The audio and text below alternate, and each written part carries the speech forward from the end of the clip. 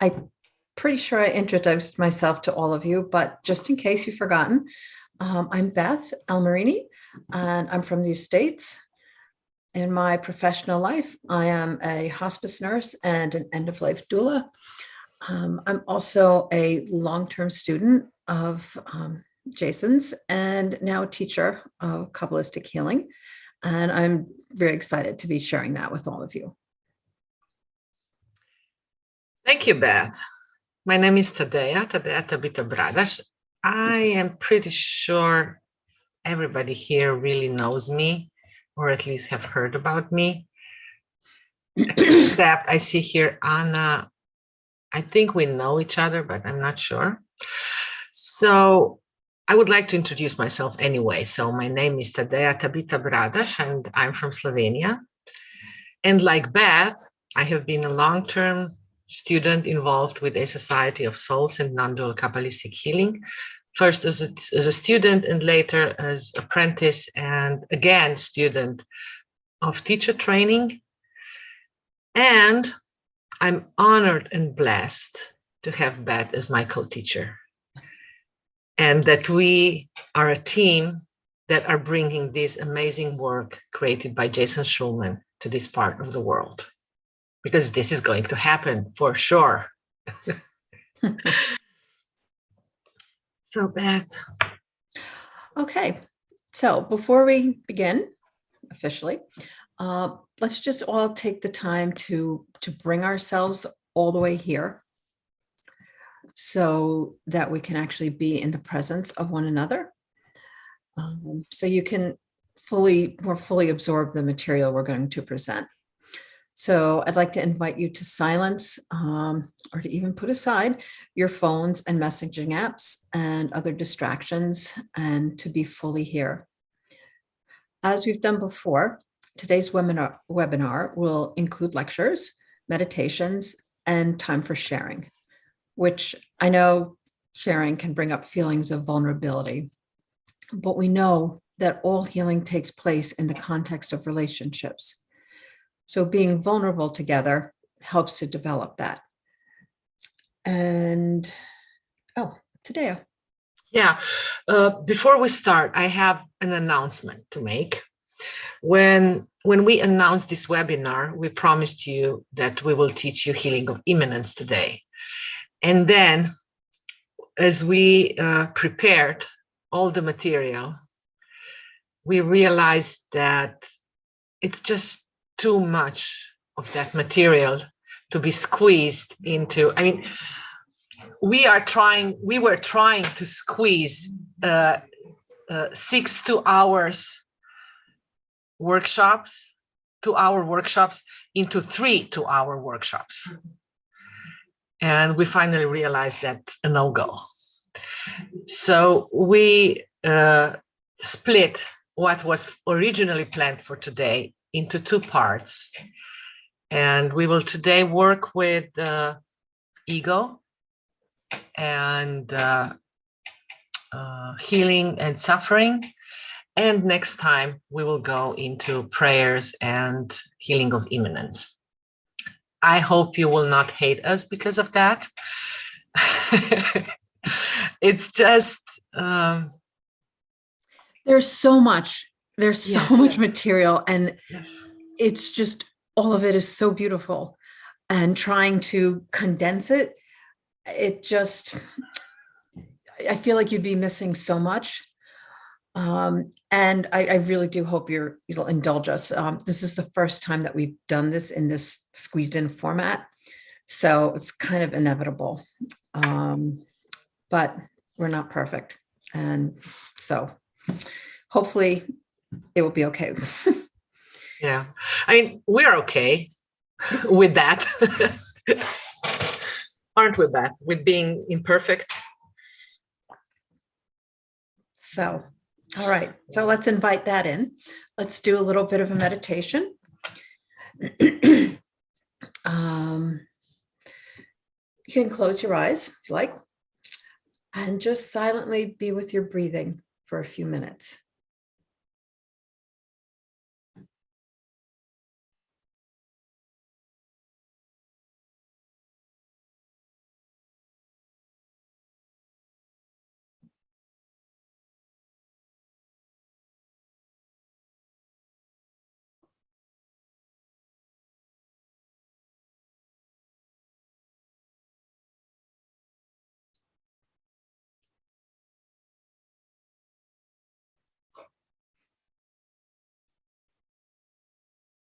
Your intention in this meditation is to invite everything in. All of the parts of yourself, the small, frightened parts, the courageous parts, the selfish parts, and the devoted parts. Say to yourself, you, the selfish one, come in, be here.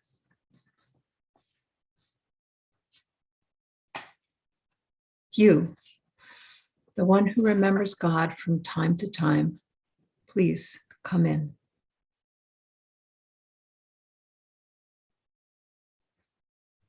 You, the imperfect one, please come in.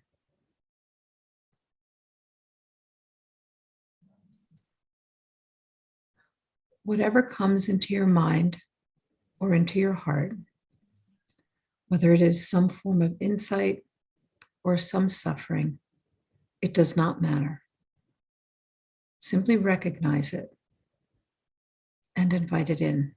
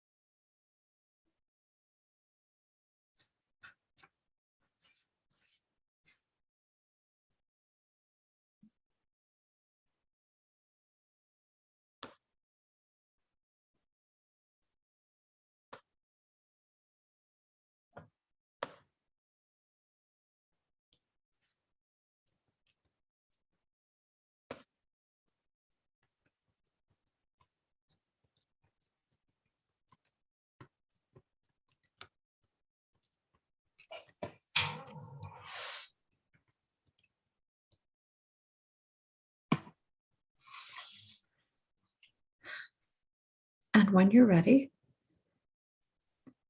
come back, bring yourself back to the room.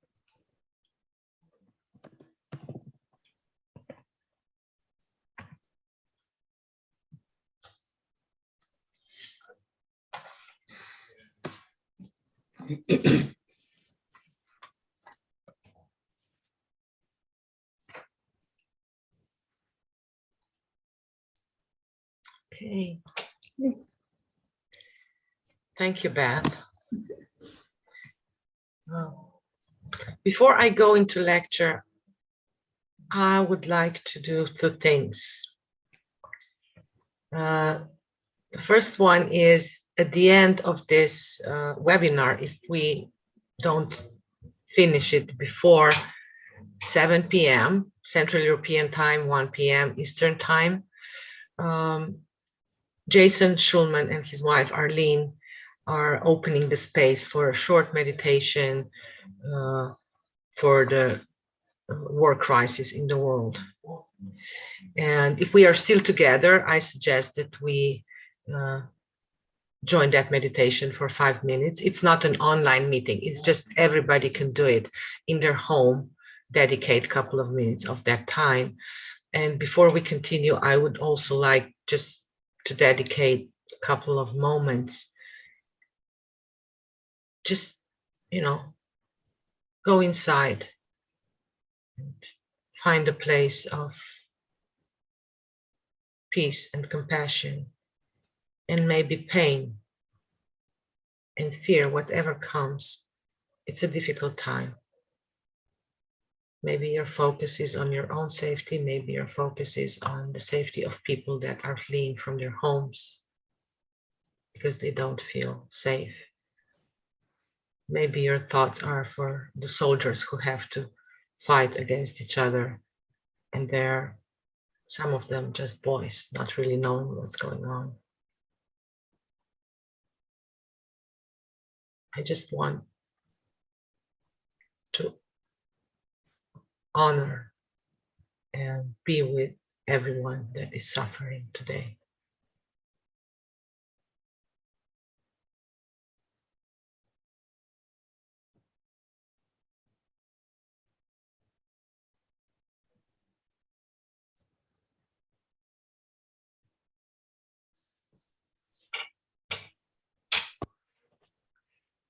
And before we jump into the lecture that I hope you will find as exciting as Beth and I do, I would just, want to know, how are you? How's your day? How was your period between last webinar and today?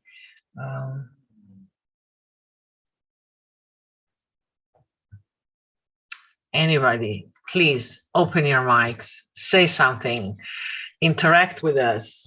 We will give you much more if you interact with us. I'm the brave one. I love to interact. So I have tears again in my eyes. I feel a lot of pain and sadness, but at the same time, there is a lot of flow going through me. I feel the spring. I feel excitement in my belly. It's like mating time, what I feel. But as well, I feel this sadness and pain, my heart like very squeezed feeling. Mm-hmm. And I feel happy at the same time. So, great. Yeah. Great, So maybe, Brina. Yeah, that's Thank you. Thank Thank you. you. Anybody else?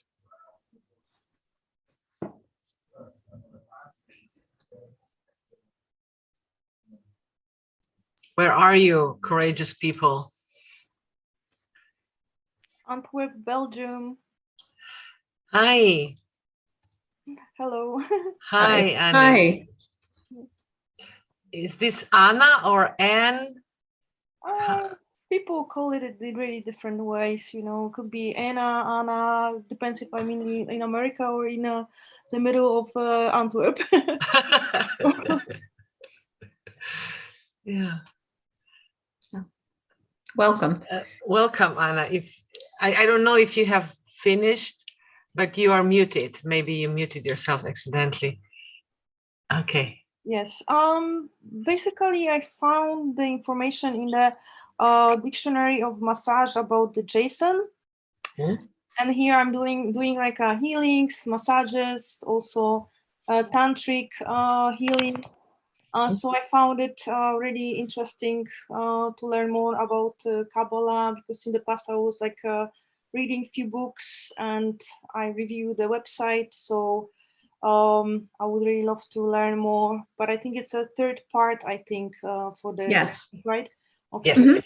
It's late, so I need to catch up a few things. In the meantime, I'm waiting for the book of Jason's about the Kabbalistic teaching. I ordered it. It's flying from Amsterdam, so I'm ready to study. Great. Yep. Wonderful. Wonderful. Yep. Yeah. Yeah. Anyone else? Good to have you here, Anna. I'm happy. Thank you. Hi, everybody. Hi, Hello. Irma. Good morning. Well, it's morning here. I'm not sure what time it is where the rest of you guys are. I'm happy to be here. It's been an interesting month-ish.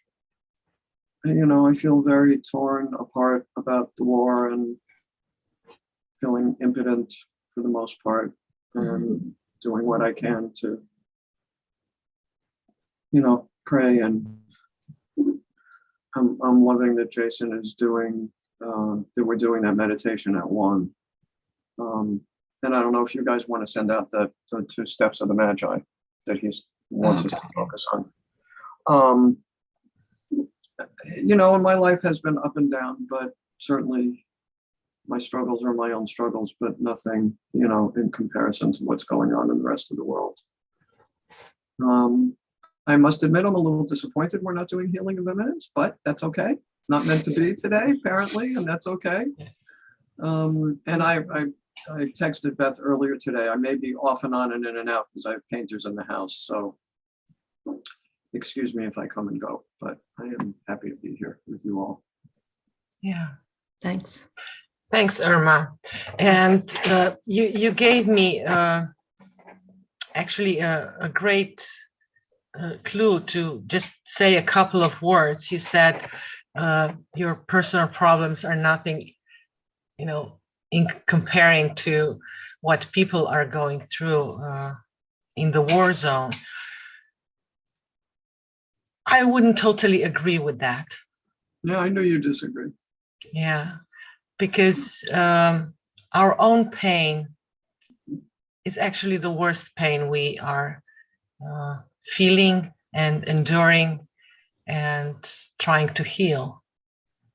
And yes, of course, as human beings, we tend to compare with we are more, we are less, we are more, we are less. But it's also important to honor ourselves. This is how I suffer.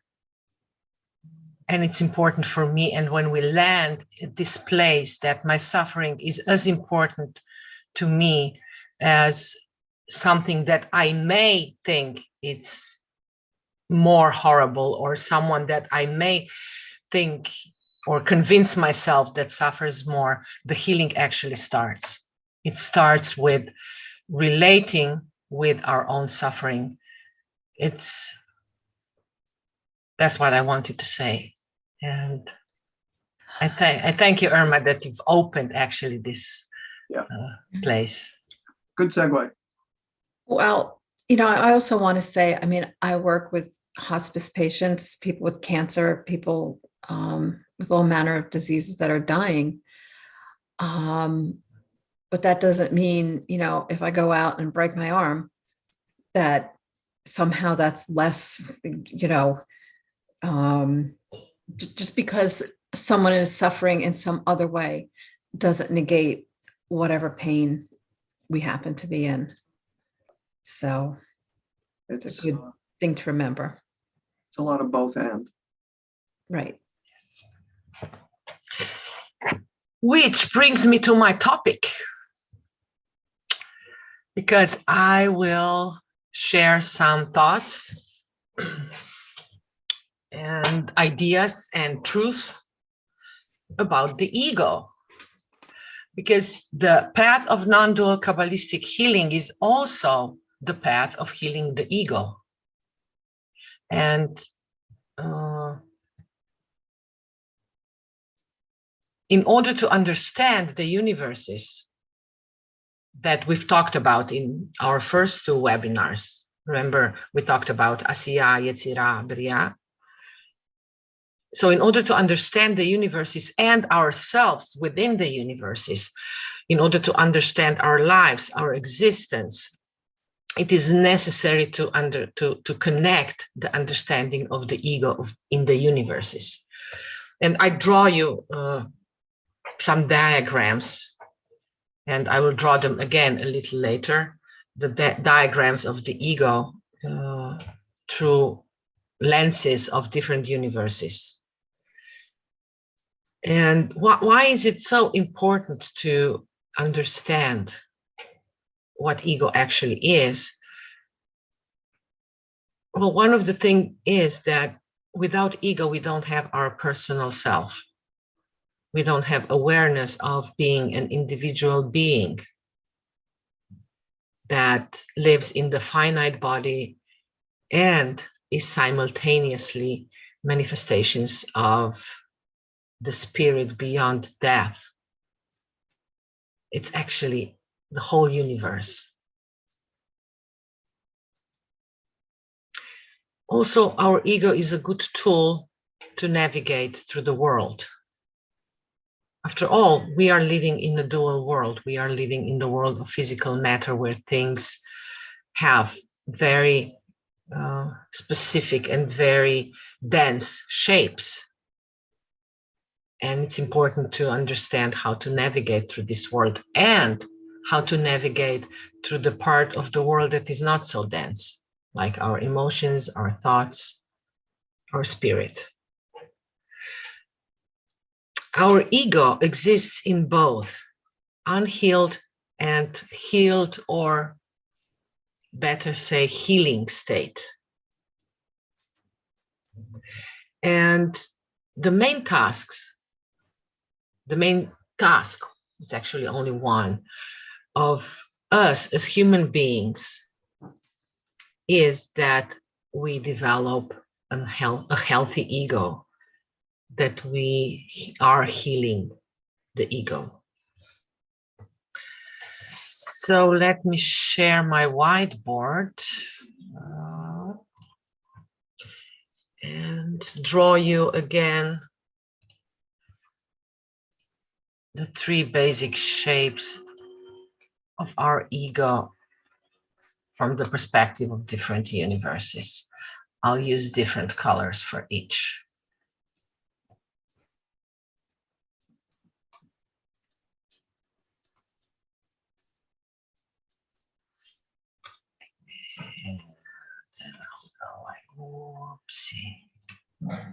So these are the shapes of our ego from my left to right. I don't know if that's the same for you. The green one is the ego in Asiya, the blue one is the ego in Yetzirah, and the reddish one is the ego in Bria.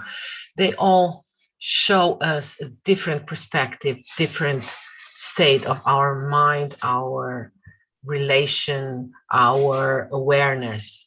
The first one is very much into itself. The second one goes on some path and research, but at the end ends up in a finite place.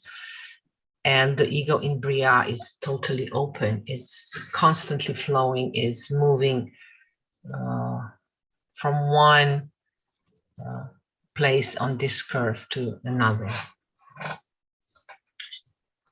So do you have any questions here or thoughts?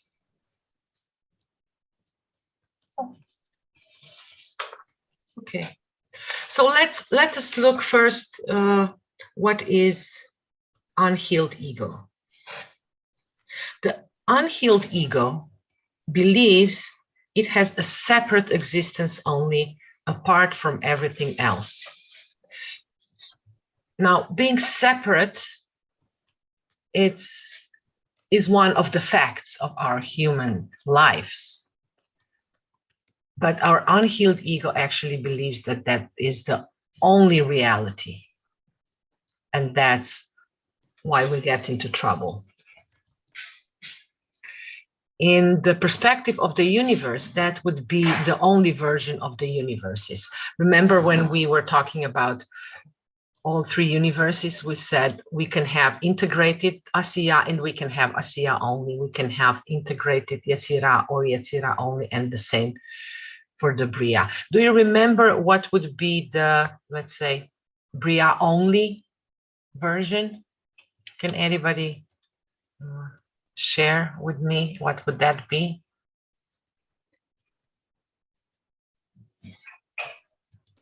Isn't it only just being in this flow, but really not connected to being present to the more material and day-to-day stuff of life, because you're just constantly expansive and sort of blissed out, but it's just one part of the wholeness.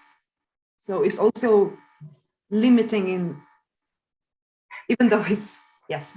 Yes, wonderful. You got it, Lily.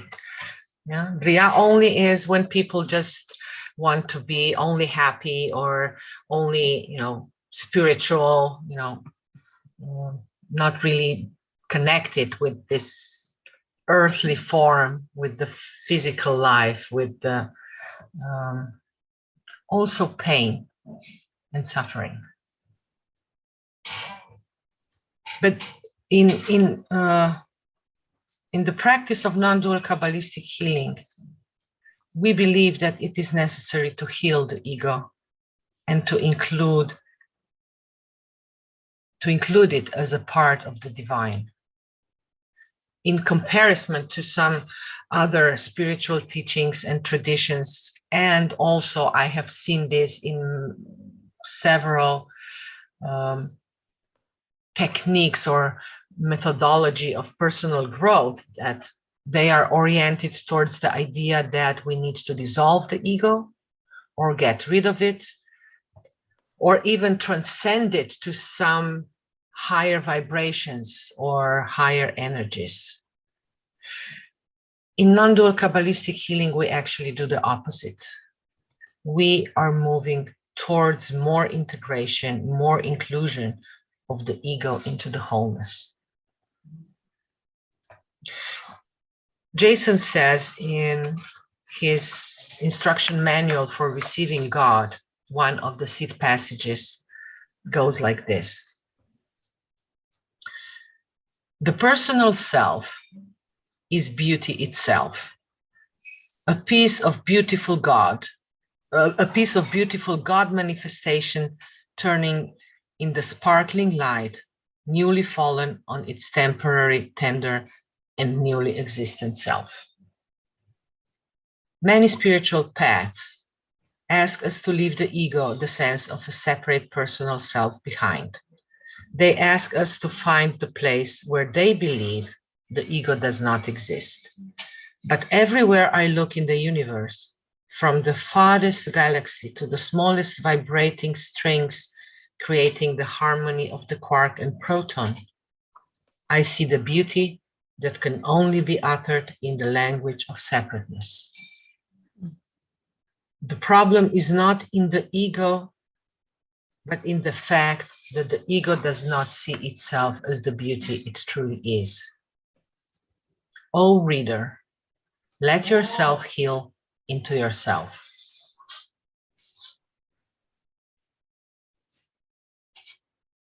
Just try and absorb these words. The ego does not see itself as the beauty it truly is. Do you see yourself, how beautiful you are?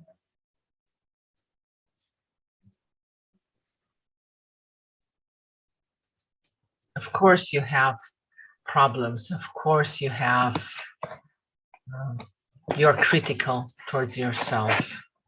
Of course you have parts that you don't like, that you would like to hide or erase or do whatever with them. But can you see yourself, how beautiful you are?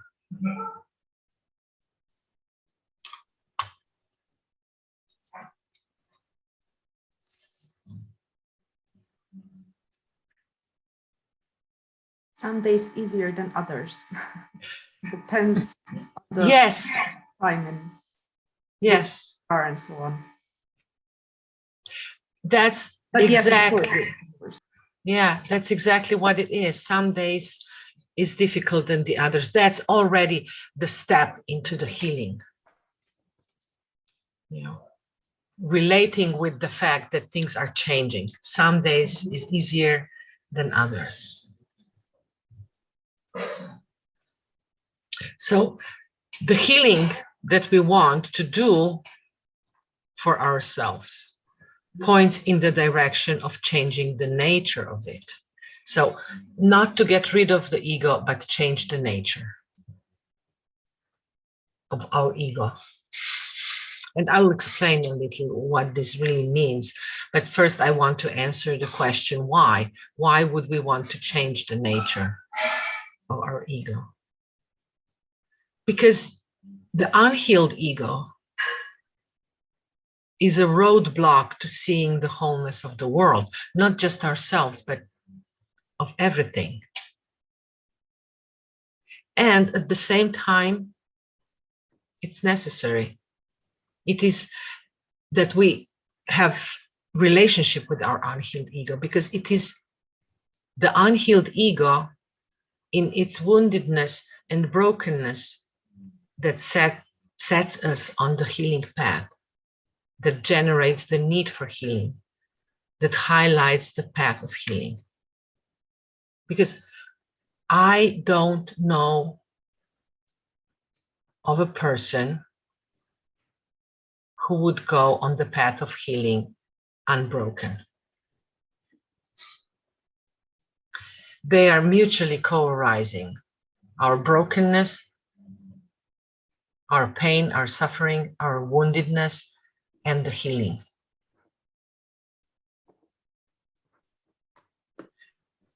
But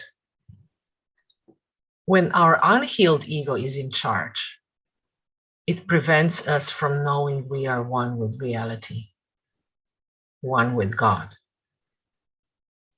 It prevents us to see that we are more than just the idea, because our unhealed ego is actually an idea of who we are, not who we really are.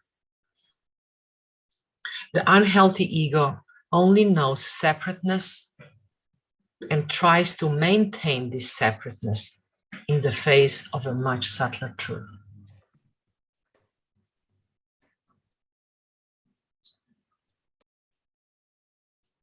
What would be such separateness?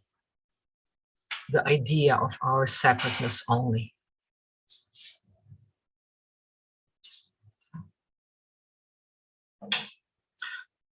I will never learn foreign language. I'm not good at languages. That's something that I will never do. This is one very mild belief. It doesn't really, or it may, it depends on circumstance, really creates pain and suffering in my life if I believe that I'm not capable of doing something.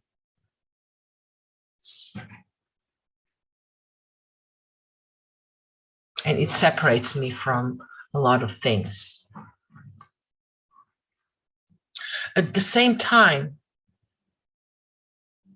this separate only world needs to be maintained, controlled. So our unhealed ego wants to control reality. It wants to choose what it likes and what it doesn't like. And most of all, our unhealed ego wants to bury our feelings of being uncomfortable, not satisfied, not happy, anxious.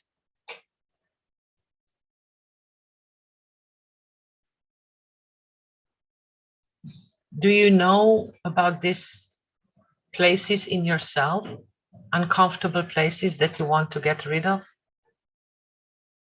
Yeah, just raise your hands, and maybe if you want to share, you can open your mic. Yeah. Yeah.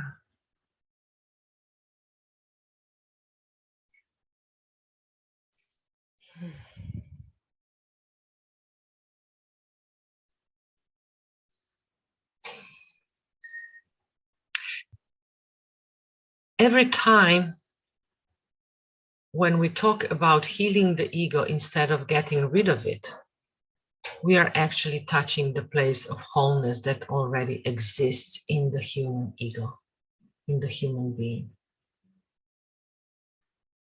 That's the beauty of this work that I really love. That we are not aiming for something out there, something that seems to be unreachable, that we would have to really, invest a lot of our time and energy and I don't know what to get there. And there's no guarantee to get there because nobody really knows what is out there. Like I said before, the NKH is actually going towards ourselves, towards the inside. And the healing ego is already the part of us. It's not that we have to reinvent it. We actually have to remember, recall what is already here. Healing the ego returns our ego to its natural state, returns it into relationship with everything and into being in the relationship. And it's important to understand that healing the ego is not a thing. It is an ongoing process. And it is the path of returning to our basic nature.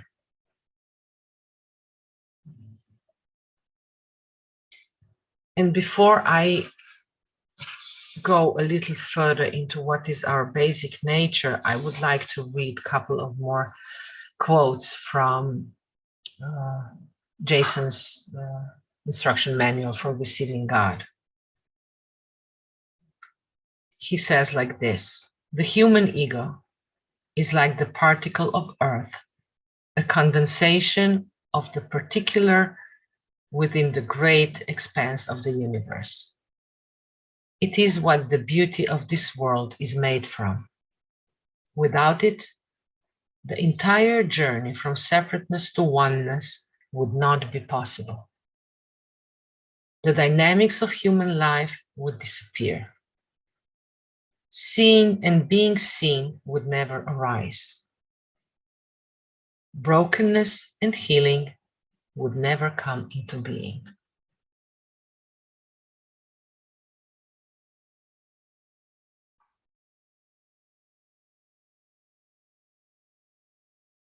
I think that's so beautiful.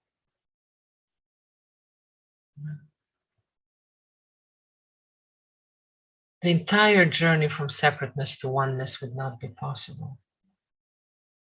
Seeing and being seen would never arise. He goes further into his book. God has never made a mistake in creating individual egos over and over again. And I really would love that you remember this sentence. God has never made a mistake in creating individual egos over and over again. We make mistake in not knowing how to integrate these egos and heal them. Gratefulness is the heart of a well-lived life. Without gratefulness, our lives have no meaning. With gratefulness, we discover that all the meanings of life come down to this ability to feel grateful. The human ego, when healed, is the best vehicle for feeling this central aspect of our being.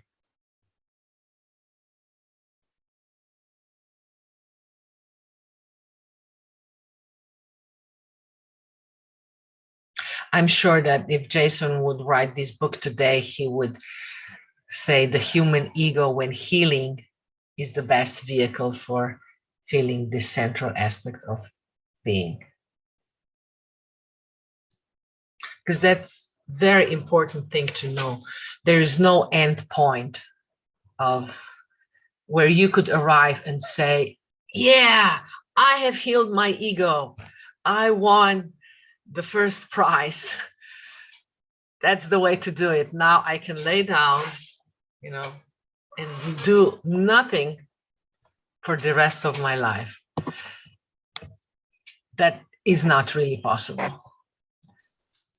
And then I would have students and clients that would then go into, okay, if you can't really come to this end point, so, you know, why are you doing it? I mean, don't you get tired if there is no end point? I can promise you that it gets more beautiful being in this ongoing process all the time. It gets easier. You actually start loving this kind of work. Yeah.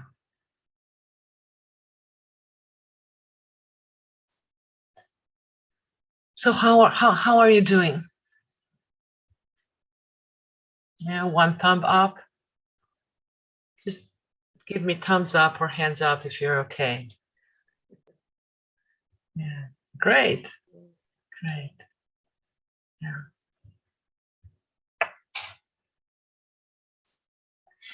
It's important to know that the healing ego is the portion of the whole of God, of Buddha nature, however you want to name this, that we carry around, not only as owners, but also as caretakers. There are two important elements in this statement. One, I have already talked about. The healing ego is already part of us. It's not something that we will earn as the prize after going on a quest. And the second one is that it is our privilege and responsibility that we build healthy relationship with our healing ego as a caretakers. It's actually like, you know, relationship with our bodies. More we are taking care of our bodies, healthier we are. If we exercise, if we eat healthy, if we don't abuse too many substances. Yeah.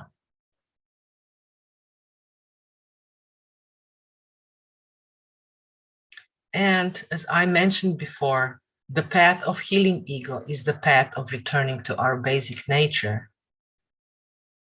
And when I say our basic nature, I mean that we are made of flesh and bones, with blood circulating through us, that we are separate beings, that we are foolish beings with flaws and imperfections. And we are the pulse of the universe moving through creation at the same time. We are foolish beings and we are great. We are small and we are magnificent. We fall down and we get up.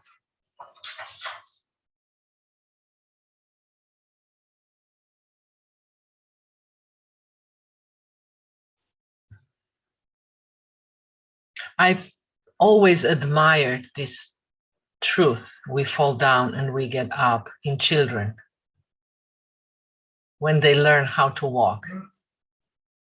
I mean, their endurance, their perseverance, they are just falling down and getting up.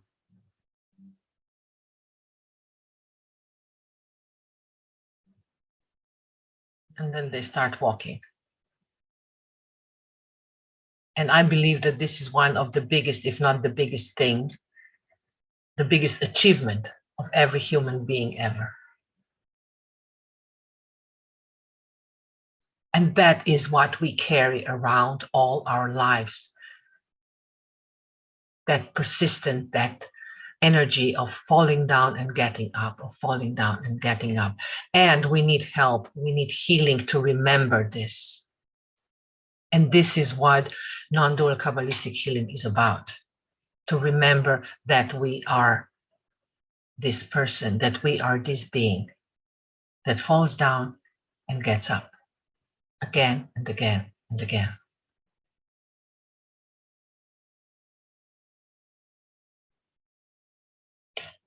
And it's important to remember that we cannot do this alone. No one can do this alone. We need each other. We need teachers and we need friends. We need community.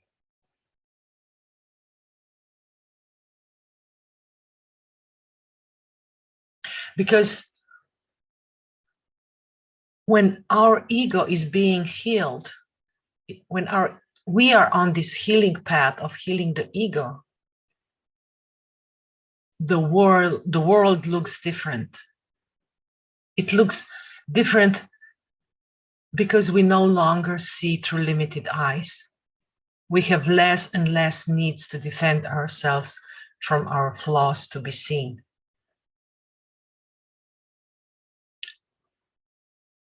And then we have the possibility of freedom.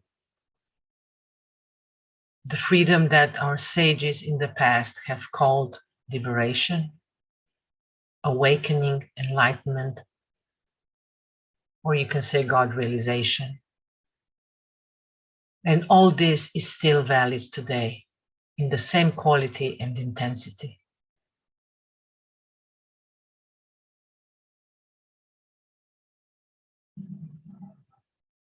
I think that's amazing, this possibility of freedom, of real freedom.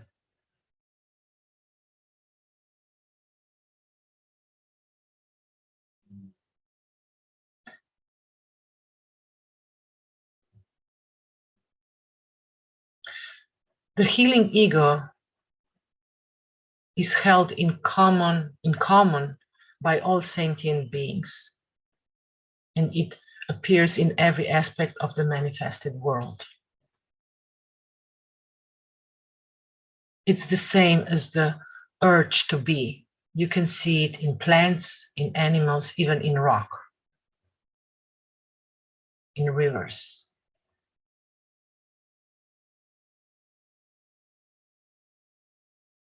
Our healing ego is the desire to exist. And we all have it. We are made of it.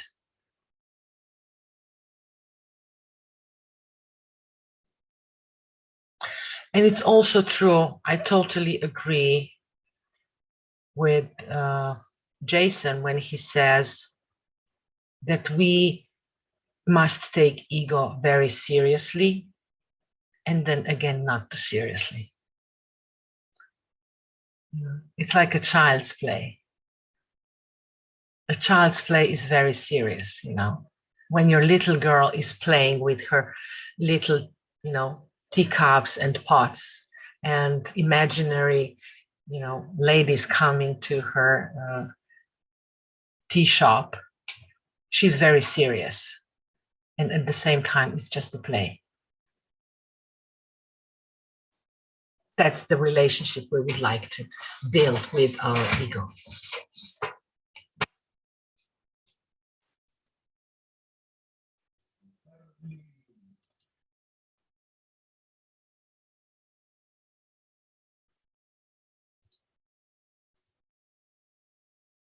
So how are you doing?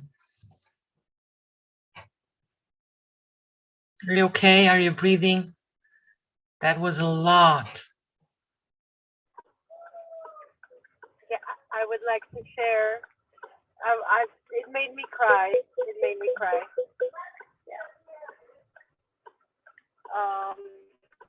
The point of like believing that you again, even if you fall, it's deeply touching me. Yeah.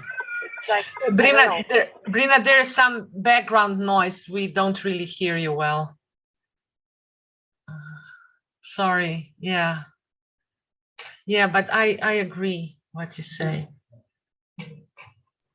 It's, we heard enough to know that it was Yes. touching.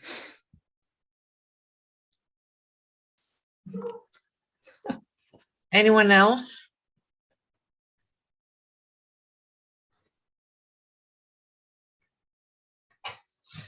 So I have a couple of more things that I would like to say. And one is, why do we actually want to heal the ego? You know, because we want to be able to connect with ourselves, with others, with the world, with life. No one really wants to live a separate life, alone, you know, hidden somewhere. Because if we don't connect first with ourselves and then others, world, life, we are only strengthening the false self. And we all needed to create some false self in order to survive the slings and arrows of our difficult childhood.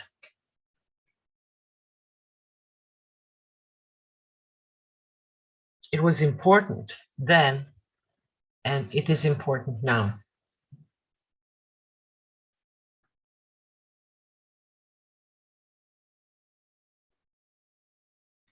By the time we arrive to understanding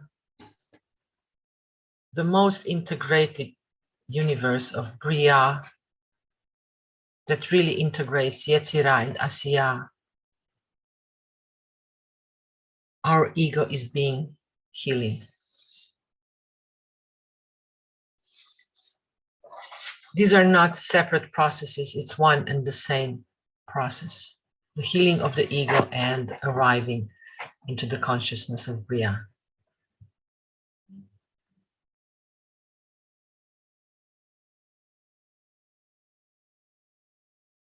If I go back to the ego shapes, I hope they're still on my whiteboard so I don't have to draw them again. Yes, they are. If we look now for a moment only to the shape of the ego in Bria, in this diagram, the ego doesn't bend back to itself. It has no directional arrows. And it's not tied to a particular direction.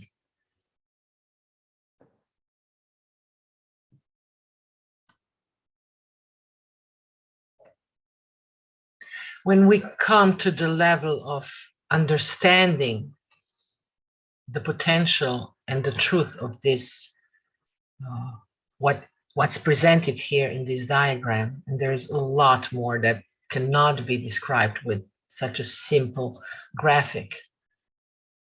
We also understand the Shema. The Shema in Jewish tradition is both.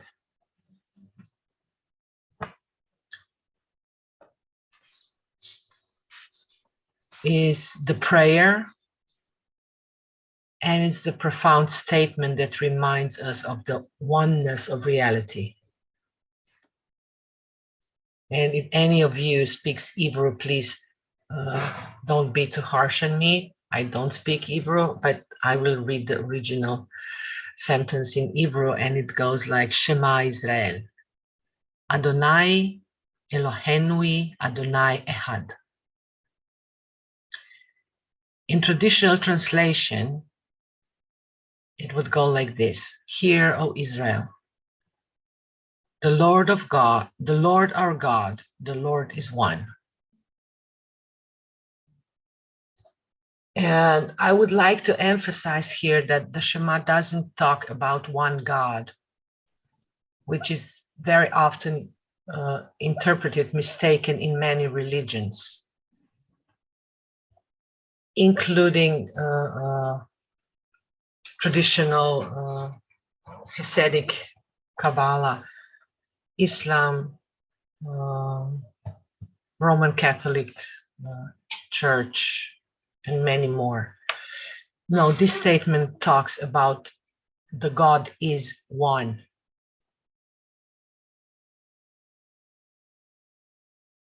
Jason translated this same statement like this. Hear all of you who are wrestling with the nature of reality.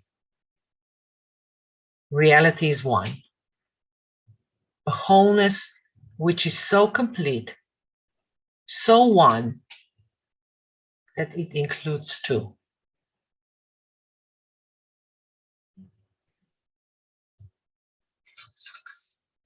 And this is where we are heading.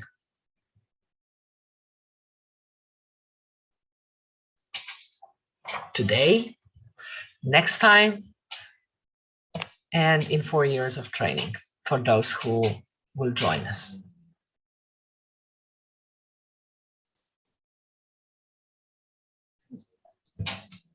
And we'll talk about prayers more next time. And now, Beth, you know what, Beth, do you need a minute or two to stretch? I feel like I was really just going to say, everybody stand up and, move around a little, just to kind of, it's a lot of heavy material, right? Yeah. So here, look, I'll even stand up and, do it too, just to kind of relax. Just stretch a little, or, move your hips or shoulders, or make a step to the left, to the right, to the left, to the right, whatever. Everybody turn their cameras off. Oh no. Yeah. Okay. All right. So if we're all stretched out and a little energized, there's just two things that I want to say. First of all, please interrupt me. Sometimes I get tired of hearing my own voice, so it's nice if people have questions or whatever. Please feel more than free. And I just want to say, in some of what I talk about, I talk about God, and I know that some people, it's a concept that doesn't really land well with them. So whatever you want to substitute for God is fine. Sorry, Buddha, nature, whatever, feel free. I don't want the idea of God to trip people up, So, all right, we've been looking at the 4 Kabbalistic universes, which you're probably getting to know pretty well by now. And it's all very interesting and very intriguing. But the question, again, is why? Why do we talk about them, and why are they important? So I'm going to talk about suffering and healing from the point of view of the different universes. And it's important because even though we keep emphasizing that they're all kind of intertwined with one another, and all of them are holy, we tend to live as if they're separate, and we experience suffering and healing differently within each of them. So knowing about this helps us understand the cause of our suffering and the means of healing it. So when we are in Asya only, remember, Asya is the world of manifestation, the world of physical manifestation. So when we just are there only, we're not whole enough to be able to see that God is in every physical manifestation. And this causes us suffering. We feel that God is always elsewhere, somewhere other than here. And duality reigns in Asya. So we divide the world up into the duality of good and bad, holy, unholy, positive, and negative. When we suffer in Asya, we have one goal and one goal only, just to make the suffering go away and to get past it. And here in this universe, suffering often takes the form of physical issues. So healing in Asya only then is about fixing things. And it's all about allopathic medicine, medication, surgery, hands-on type of modalities like chiropractic or physical therapy. In other words, there is a diagnosis and there is a prescription to heal it. Of course, this kind of healing is completely necessary and completely sacred. After all, if a bone is broken or we have some sort of raging infection, or God forbid, we've been shot, we want the cast or the antibiotics or the surgery because nature needs a helping hand in these cases. The problem comes because allopathic medicine does not always consider other aspects of healing, the emotional, spiritual, or the psychological. So if you're only considering one aspect of healing, the physical healing, it's not really going to be it's not going to really fully and completely heal something. So for example, giving a person medication, say, to control schizophrenia is helpful and really important. But if the other aspects of the illness aren't addressed, such as, their family dynamics, their living situation, all of these things, you can't really say a person is actually healed. Maybe a better example, when I am taking care of patients who are in a lot of pain, we can give them pain medication to take it away.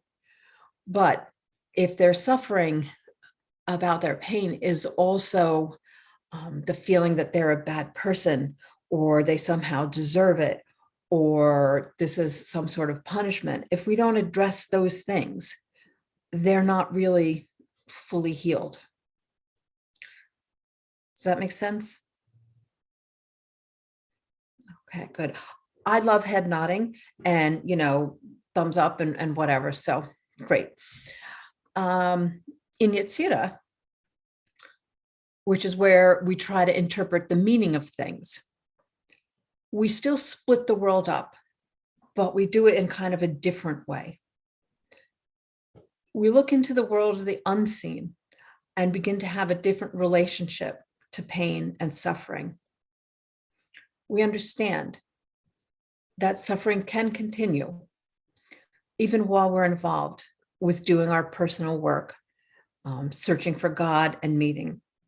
And we begin to recognize that suffering is a valuable part of the process of moving us in the direction of exploration.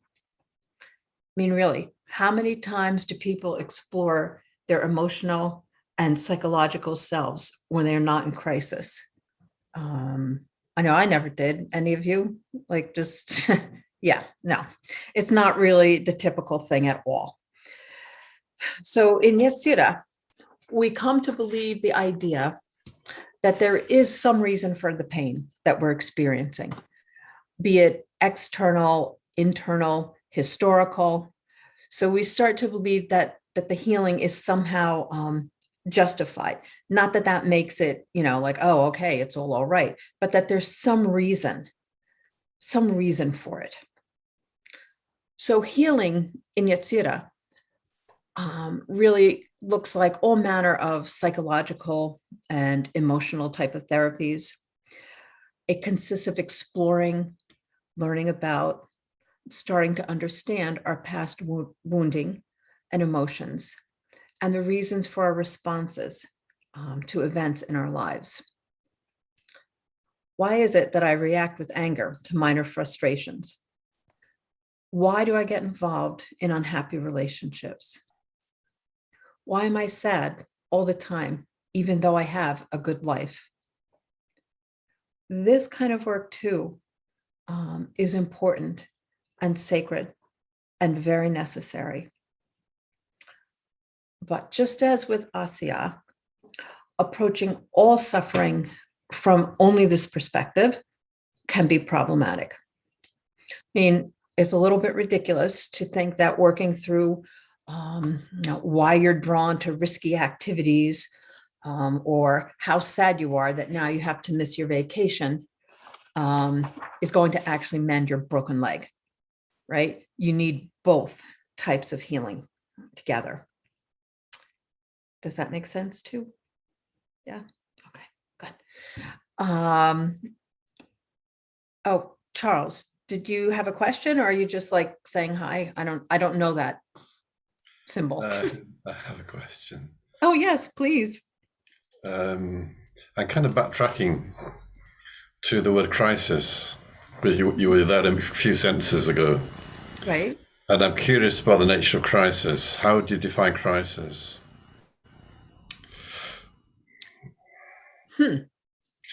Or let me rephrase that then, to be more helpful. Is the crisis necessarily obvious to the person at the time? No. No. Okay. No. I mean, that's a good point. It doesn't have to be some sort of, well, I was going to say some sort of crisis. It doesn't have to be some sort of really like obvious thing that's obvious to you. But it's still something that causes you to seek other answers to questions.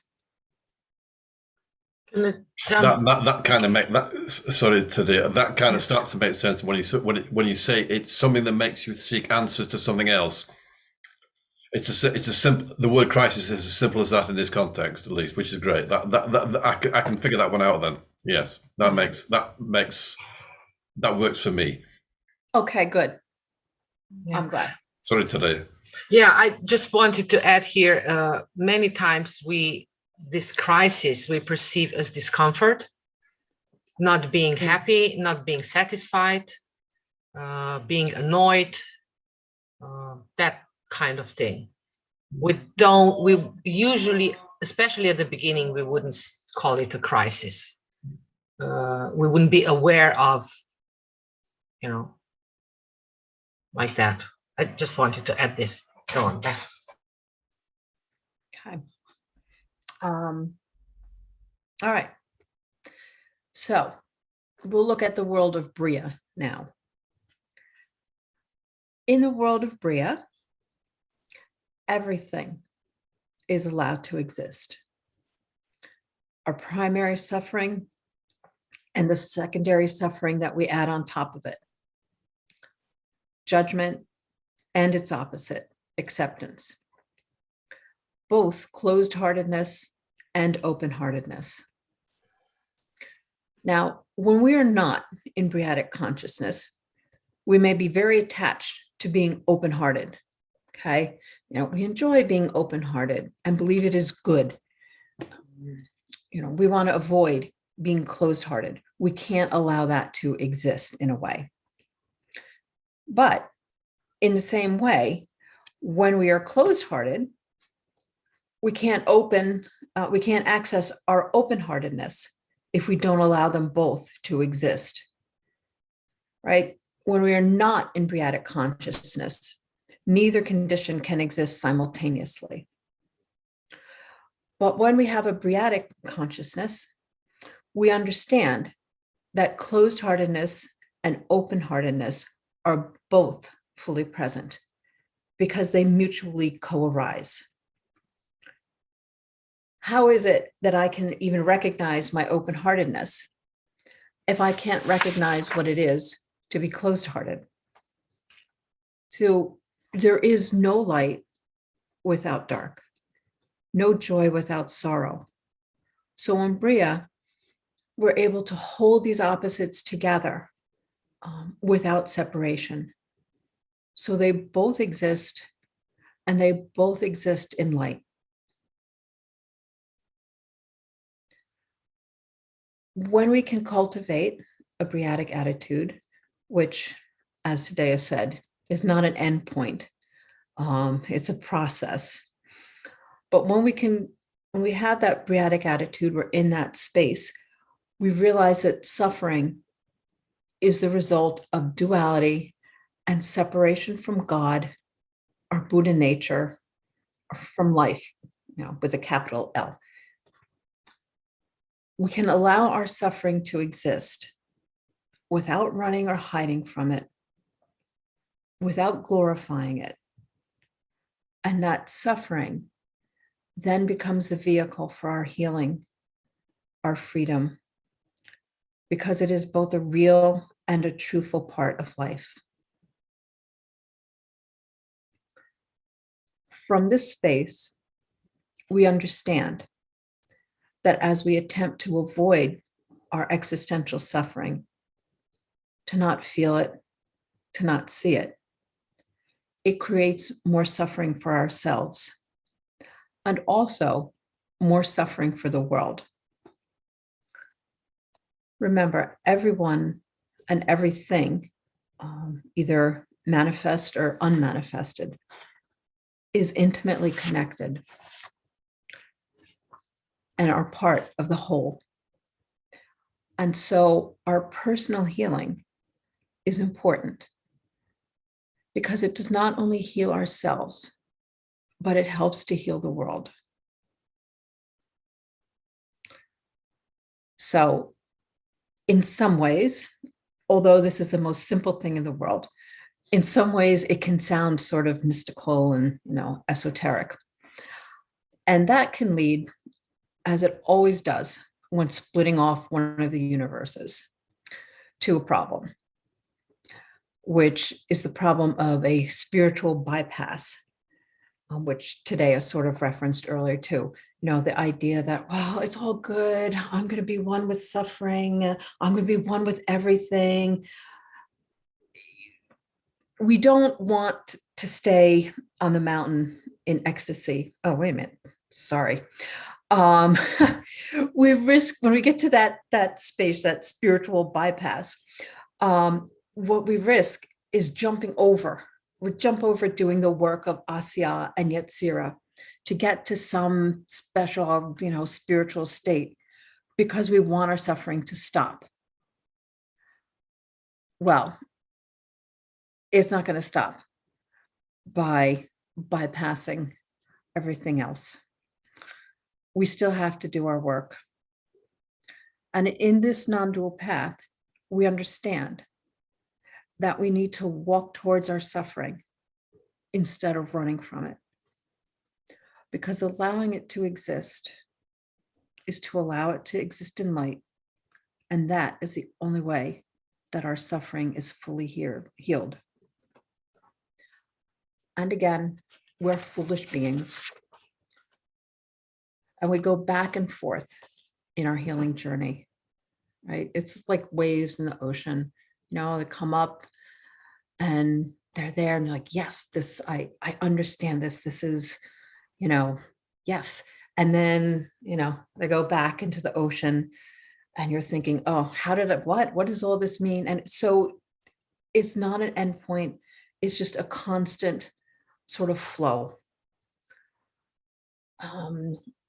And the 4-year class is where we can really explore these concepts much more deeply and experientially. This is kind of, the overview, the summary, but I hope you can tell just from, my speaking about it, that it is, it's precious. It is a precious place to be in and precious understanding to have, and a true path to healing both our suffering and the suffering of the world. Questions?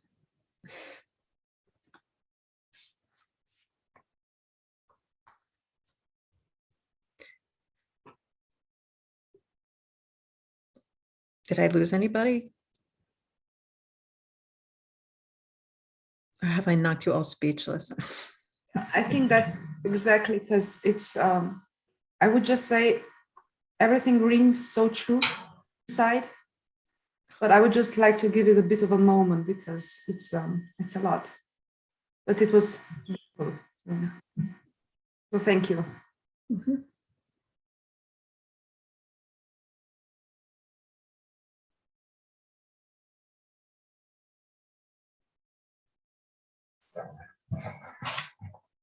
It's funny because I actually feel like physical reactions in the body also, just by listening, just to being present to it.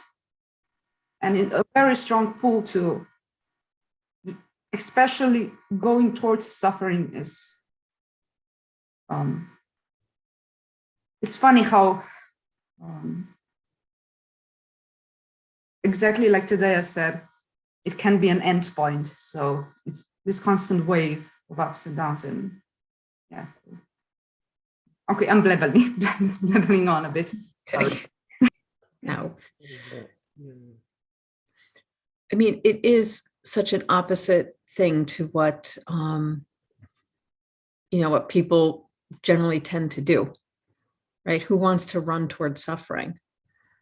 I know I spent a lot of my life trying to do anything to avoid it, but it doesn't work ultimately.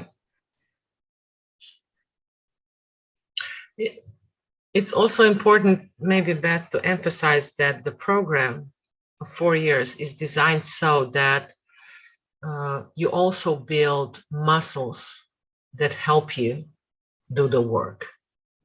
Right. It's really a very complex process. It may look simple, but it's very complex. Because that's also important. You know?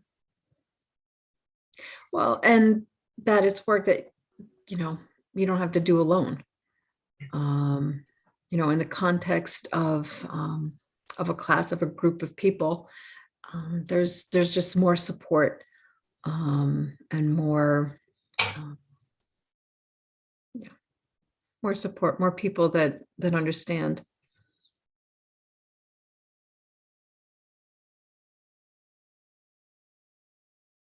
My experience has been the only way to do this work is in community, and to have that support, and to be able to face our suffering with others who are there with us doing their own work. It's an amazing school and program. Changed my life completely. Yeah.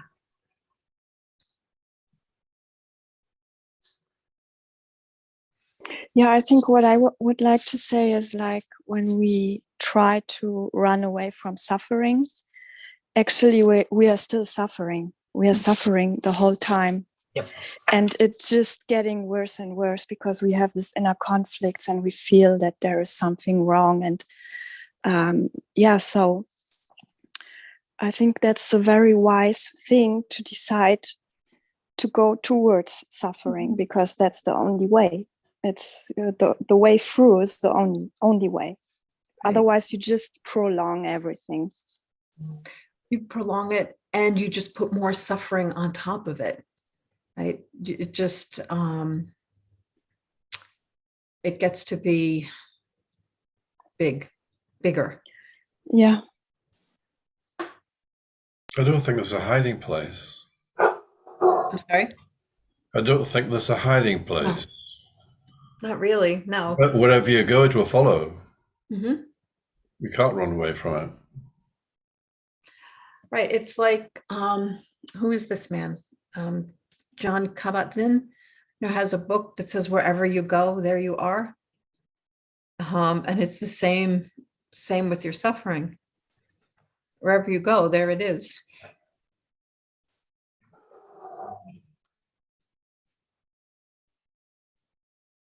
Yeah. And what I really find is that when you do this step and you go towards your suffering, this is like a really big thing. Mm-hmm. And you really have to have a lot of courage and also patience with yourself, because what I experienced is that at some point it's just I had a feeling, or I have a feeling,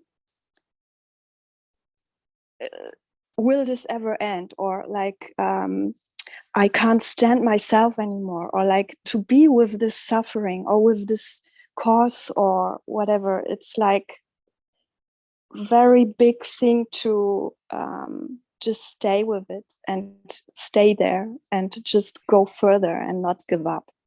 I think this is one of the most powerful things also, I think, to realize you have to stand up, like Tadea said before. You fall, but you always have to stand back up. Right. And it's important, and you've somehow mentioned this, Jolanta. I just want to, open this space a little bit and be more specific with words. It's also important to understand that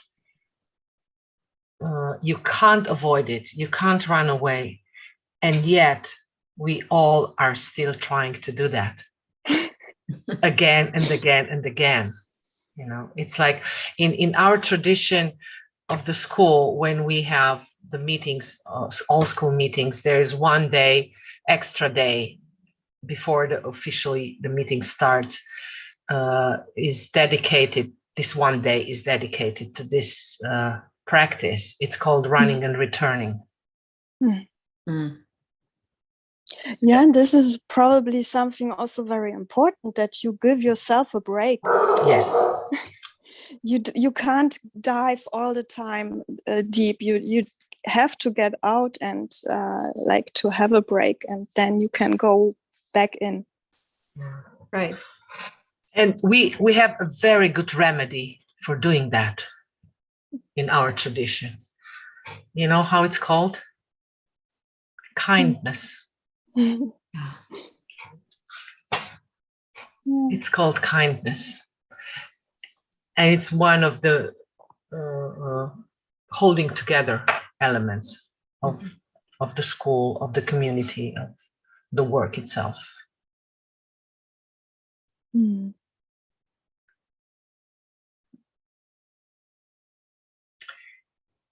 it's also, it's co-arising with the whole movement towards suffering, because closer you come, more you can relate with your own kindness.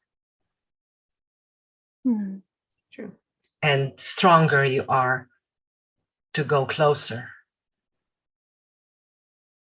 And actually, I just remember the sign, like this wave going up and down. This is exactly that. It's like diving in and coming up again. Yeah.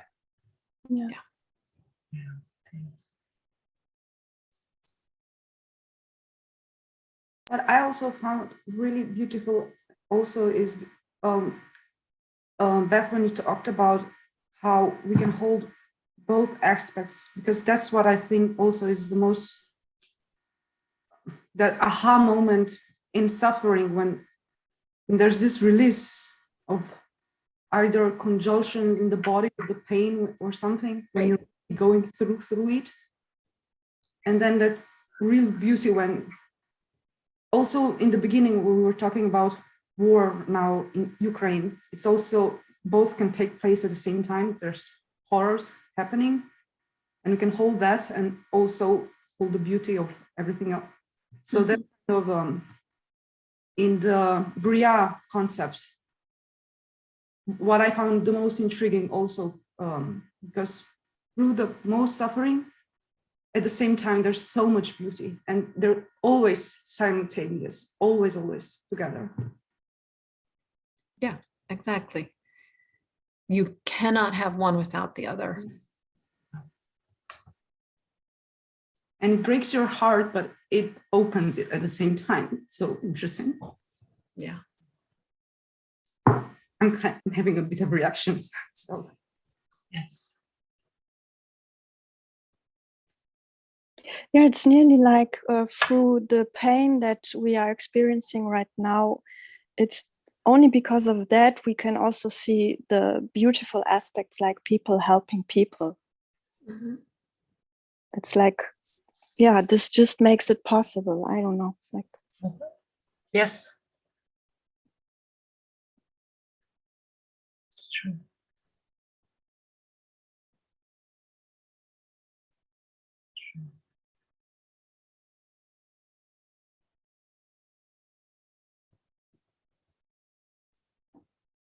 I'm so touched with your sharing, the depth of it and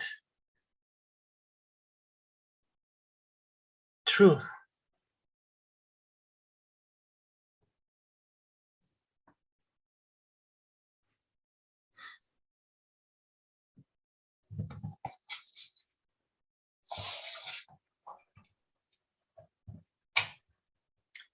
Are we ready to move on? Beth, are we ready? Yeah, for the last part. The last you, part. you forgot we talked about doing diets. Yes, that is, I did not forget that. I thought you were heading in a different direction, and I No. was worried that I didn't prepare No. something. Yeah. But no, yes, I'm ready for that. So we are going to do a little work, in pairs. Although I don't know. So people who have their screens off, are you there? Or like, and able to work with another person? Or how about we do this? I cannot, I have no microphone. Oh, well, that's terrible. Oh gosh, imagine not being able to, oh, okay. Well, I'm glad you're here anyway. So how about this? If you can participate, like do that little hand thing in your screen so that we know. And I can go to Andrew because he's on in the second. We live together. Oh, okay. Oh, well, that works then. Yeah. So I'll just exclude him. Okay. All right. Ivana can't. I'm sorry if that. Okay. Anna can. Brina, you're driving. So, okay. So we have, sorry, do we need to close mics? Do we You need to need to- mute? No. We are just talking now how to get you into pairs where some people don't have mic. Okay. Yeah. Okay. So Jordana, you can. Yes, I can. Okay, great. Oh. And Ivana can't. How about Irma? Are you there? I know she has painters. Charles, you're good? All right. How about you? I'm going to have to go because of the painters. So this has been wonderful. Thank you all. Thank you for coming, Irma. Yeah, thank you. Thank you, Irma. This has been great. Thank you. Okay. Have fun with the painters. Yeah. Well, it's incredibly disruptive, but needs to be done, and it's going well, and they're amazing. So I'm grateful. Good. Bye, guys. Bye. So see, even painting is periodic. They said the same thing, like my house was torn apart, but oh, the beauty. Okay, Charles, Ivana, no. Judy, can you work with another person? Sure. Okay, so I'm not okay. sure what we're doing. I had to go eat. You don't have to worry about what we're doing. We will tell you all about it. Yeah. Okay, so Tadea, can you do the tech thing? Put people into rooms? Yes, I so will. What we'll do, we did it once before, and it's that exercise called Maintaining the World, where there two of you are together, and one person just speaks about whatever's on their mind, whatever's in their heart, whatever it is. And the other person just listens. That's it. You don't have to say anything or come up with any brilliant, comments, you just listen. And when the first person is finished speaking, all you have to do is say, I will remember this for you. And then we switch and, you reverse roles. So we will, I hope Tadea will know how to do this and put this up in the chat so that you have directions, because if you're all in separate rooms, we can't really, it doesn't work that way Yeah. I will send you to breakout rooms. Okay,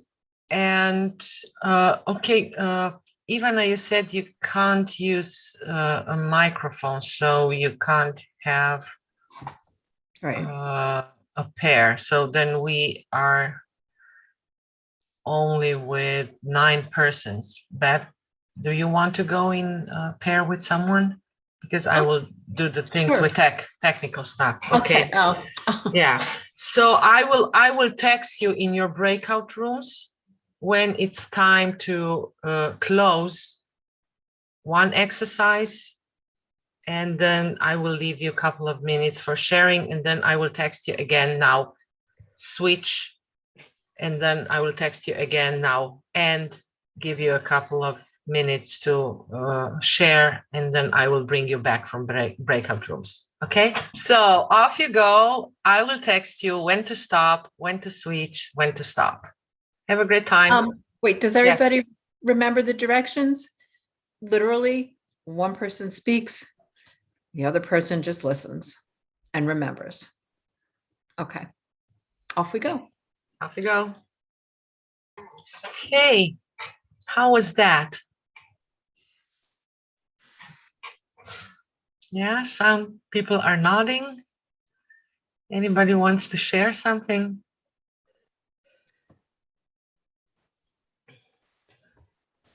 Well, I'll share. It's very hard, and whether this is just me or what, it's very hard to shut up and to not respond to somebody. I just have this, wait, let me I'll fix that. No, to just let it be there and be quiet was challenging. Was this challenging for somebody else too?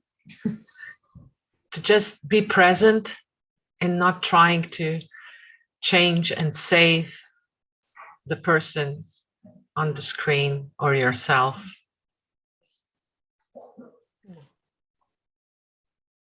Branka. I had a totally different challenge. When listening to Brina, you know that we had some technical difficulties. Yeah.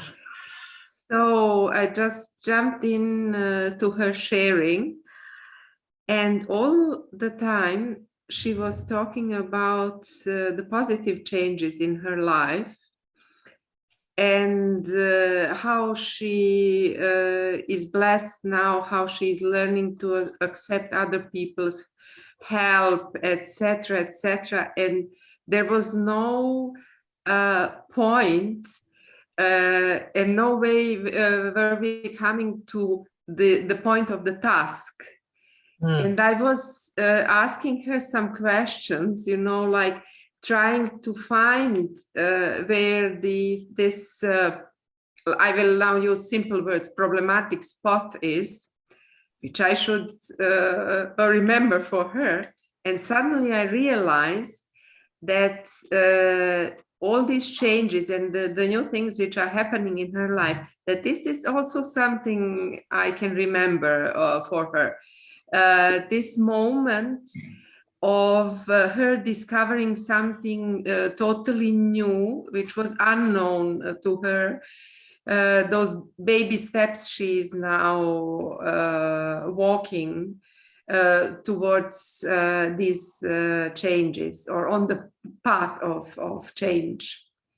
But then you said, come back, and I missed sharing this with her, it was like a process in my mind. So Brina, if you are listening to me, this is something I'm going to remember for you, but also with you, because I think you want to remember this as well.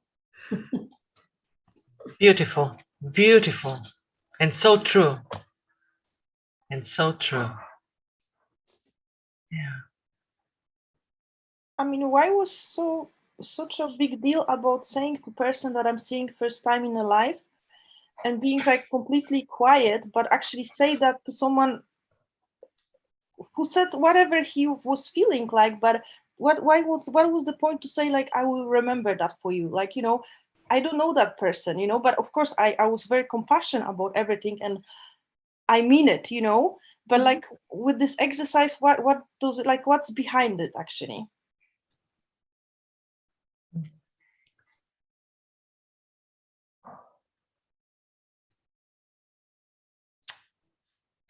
It has to do with connection and with relationship. And Tadea, you can join in. Yeah. You know, it's called maintaining the world. And this is all right, I'm losing. Can I jump in? Yeah, please do. Yeah. This is one of the exercises that is actually challenging our how should I call it,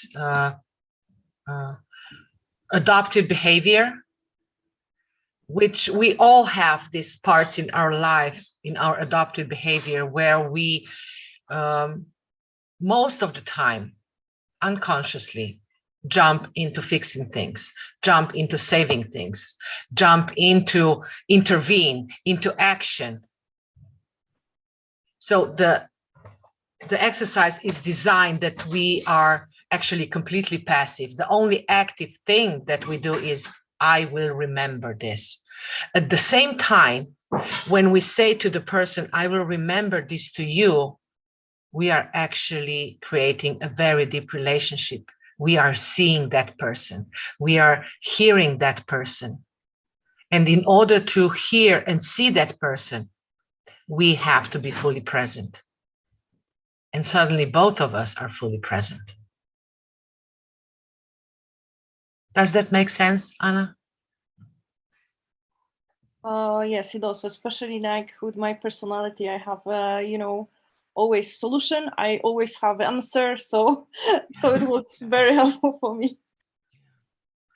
In some versions of this exercise, when we do it in person, we also advise people to try not to have facial expressions. You know, because sometimes when people are sharing with us and we go like, oh, so try to stay present in this kind of neutral stance. Yeah, neutral. Although I don't really like the word neutral, but I don't have time now to explain why. But yeah, Beth, in this non-responsive state and still being present. Mm-hmm. You know, yeah. Charles, to be seen and heard without judgment was how I felt it. Yes. Just to be, exactly. Total acceptance of that other person. Yes. Without seeking to fix anything. Mm-hmm. Holding them in presence. Yes. And Charles, hold this thought. And all of you remember this thought, because it's very important for the healing of immanence that we will do next time. It's actually, this attitude is actually part of healing of immanence. Mm-hmm.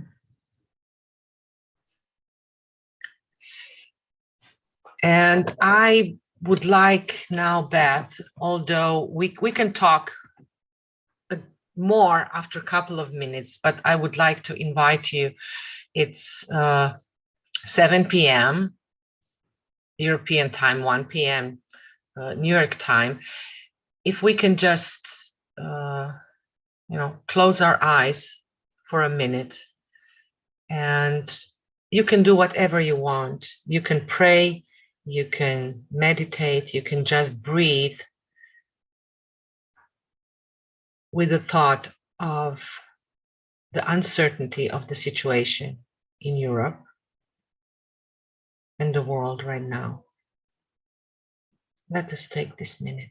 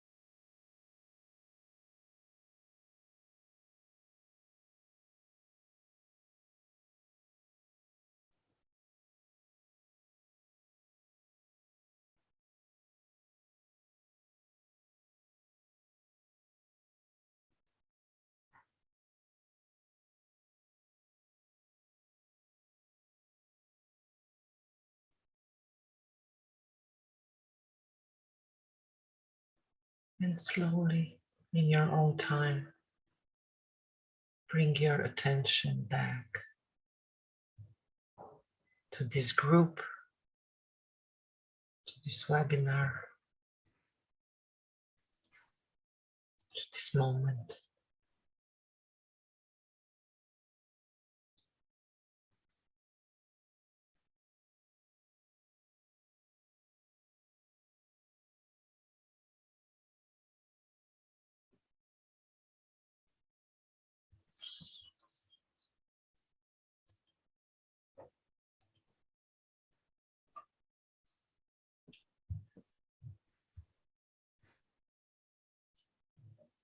Now, Beth, we still have a little energy for some questions.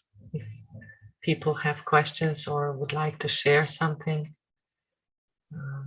Like I said in one of our earlier webinars, praising is welcome as well.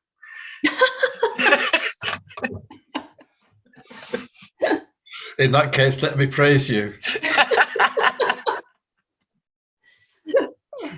Or, And praise everybody, but I need to go. Thank you very much. Bye-bye. Yeah, thank you, Charles. Bye-bye. Thank you. Sending light and love to everybody.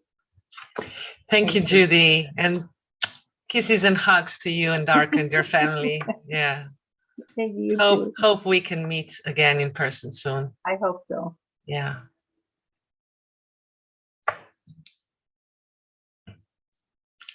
Okay.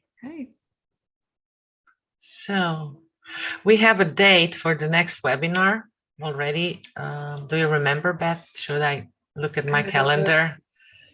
Hang on, I'll look at mine. Because I didn't put it in. Did we say 9th of April? I think we did. Let's see. It's not the 4th. I don't have it either. Shoot. Yeah, it's 9th. It's the 9th. Yeah, because Yeah. 1 week later is Easter. Yeah, we can't have that. Yeah. So see you on the 9th of April.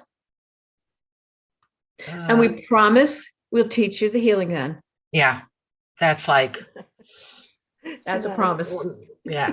And I have one question. Since this will already be a daylight time and 5 p.m. for Europe will be actually really in the middle of the day. Would you like to have this webinar a little later so that your day is not, interrupted in the middle? Any ideas? Like today was fine with me. Thank you, Anna. If there are no other wishes, see you at 5 p.m. Central European Time, Daylight Time, and of course 11 a.m. Eastern Time, Eastern Daylight Time. It'll be noon here. Yeah. So, all right. Yeah. Great. Okay, it was great spending time with you guys. I really loved your responses, your sharing, your questions, and hope to see you on the 9th of April. Yeah. And it's nice to meet people from all over the world too. Yes, Yeah. yes, Yeah. it is. It is. Thank you. Thank you. Thank you very much. Thank you very everybody. much. Goodbye. Thank you. Bye Bye. bye. Bye. Bye. Bye. Bye. Bye.